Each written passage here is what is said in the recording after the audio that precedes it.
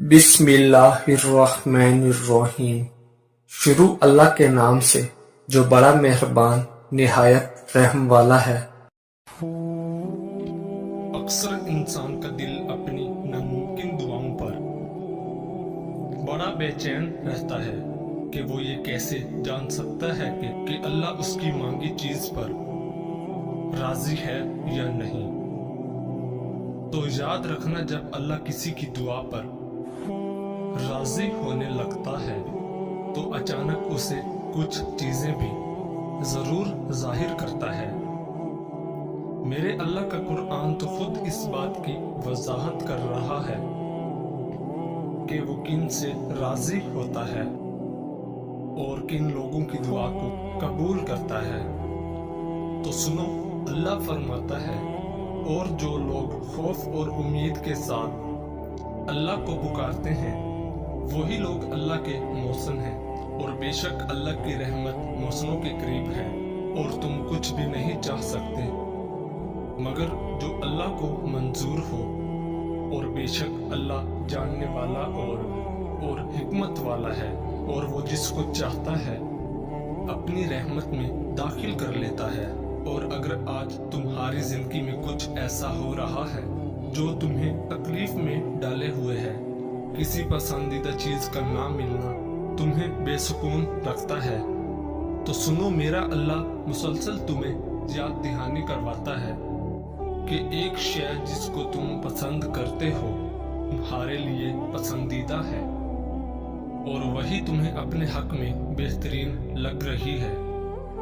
مگر در حقیقت تم اللہ کی مشیت اور غیب کا علم نہیں رکھتے۔ جان رکھو، خالق کو مخلوق کا علم ہوتا ہے، اور وہی جانتا ہے کہ اس کی روح کے درد کا مرہم کیا ہے۔ یاد کرو وہ وقت جب سلمہ رضی اللہ تعالی عنہا شوہر کی شہادت کے بعد شدید غم سے نڈال تھی۔ بہترین ہم سفر کو کھونے کا دکھ بے چین کیے ہوئے رکھتا تھا، مگر اس وقت انہوں نے اپنے رب سے یہ دعا کی، اے اللہ، مجھے مصیبت سے نجات عطا فرما، اور میرا جو نقصان ہوا ہے بدلے میں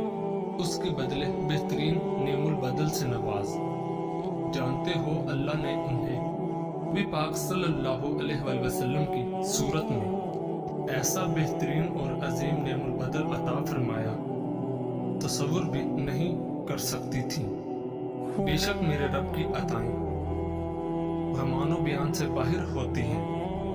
تو تم بھی اپنے غم کے اندھیروں کا علاج یقین کی روشنی سے کرو گے نا، تو بہت جلد تمہاری گھٹن زدہ زندگی میں تازہ ہوا کا جھونکا ضرور آئے گا،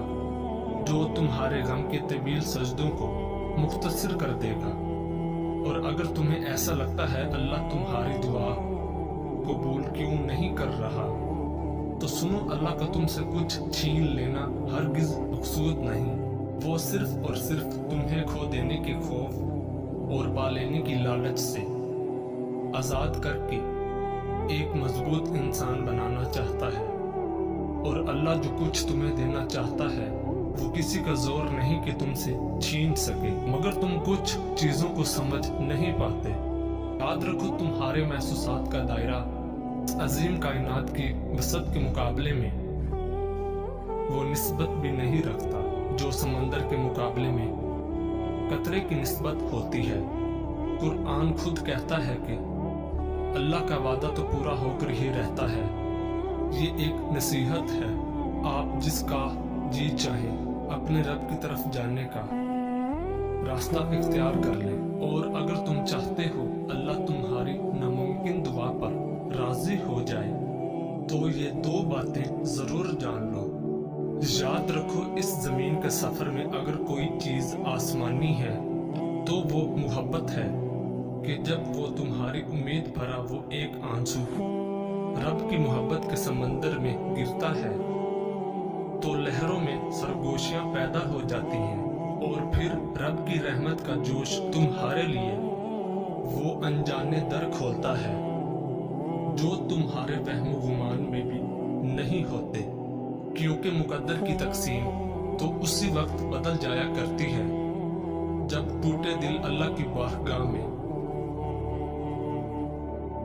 आंसुओं से सजदा रेज हो जाते हैं और जानते हो अल्लाह की तुम्हारी दुआओं पर राजी हो जाने की एक खास निशानी ये भी है कि जब अचानक तुम्हें अपने किसी अमल की कोताही पर नदामत होने लगे और तुम अल्लाह से माफ़ी के तलबगार होकर उससे रजू करते हो, तो जान रखो उसकी अता तो तुम्हारी खता से बहुत वसी है। और किसी ने ख्वाह कितनी ही नाफरमानियाँ की हों, मगर जब वो लौट कर आता है तो अल्लाह ताला अपना दामने रहमत उसके लिए कुशादा करके उसकी मांगी दुआओं पर अपना कुम फरमा देता है। नबी करीम सल्लल्लाहु अलैहि वसल्लम ने फरमाया, अल्लाह अपने बंदे की तौबा पर इतना खुश हो जाता है जितना तुम में से कोई अपनी सवारी को जंगल में पा लेने से खुश हो जाता है। और जब तुम्हें अचानक ये तब्दीली महसूस होने लगे कि बड़े से बड़ा गम हो या कोई तकलीफ तुम्हारे लिए कोई मायने नहीं रखती और दर्द में भी मुस्कुराहट तुम्हारे लबों का, तो जान लो यही वो वक्त होता है जब अल्लाह की कुदरत के करिश्मे तुम्हारी नामुमकिन दुआओं को मुमकिन बना देते हैं। कुरान कहता है कि फिर वो तुम्हारी पसंदीदा चीज मुकर्रर वक्त पर लाएगा और तुम हैरान हो जाओगे। मुतमईन हो जाओ तुम्हारी लाहासिल आरज़ुएं और अधूरे ख्वाब सब हासिल हो जाएंगे। अनकरीब वो अपनी रहमत से तुम्हारी जिंदगी को मौजों की वो राह दिखाएगा जो तुम्हें खूबसूरत मंजिल तक ले जाएंगे इंशाअल्लाह। जिस घर में अहमद नाम का बेटा हो वहां रिज़्क की तंगी कभी नहीं आती। हजरत अली रज़ी अल्लाह ताला अन्हु फरमाते हैं, जो आदमी तुम्हारे खून में से ना हो मगर फिर भी वो तुम्हारी इज्जत करे, प्यार करे, तो वो तुम्हारे लिए बेहतरीन रिश्ता है। बदनस्ले लोग जब भी नाराज होते हैं तो हमेशा दो जगहों से शिकार करते हैं। कोशिश करें कि बदनस्ल लोगों से ताल्लुक ना रखें, क्योंकि जब ये नाराज होते हैं तो इज्जत पर वार करते हैं और कहीं का नहीं छोड़ते, हर तरफ से आपको नुकसान पहुंचाने की कोशिश करते हैं। अल्लाह ताला और उसके फरिश्ते उस नबी पर रहमत भेजते हैं, ए ईमान वालों, तुम भी उन पर दरूद भेजो और खूब सलाम भी भेजते रहा करो।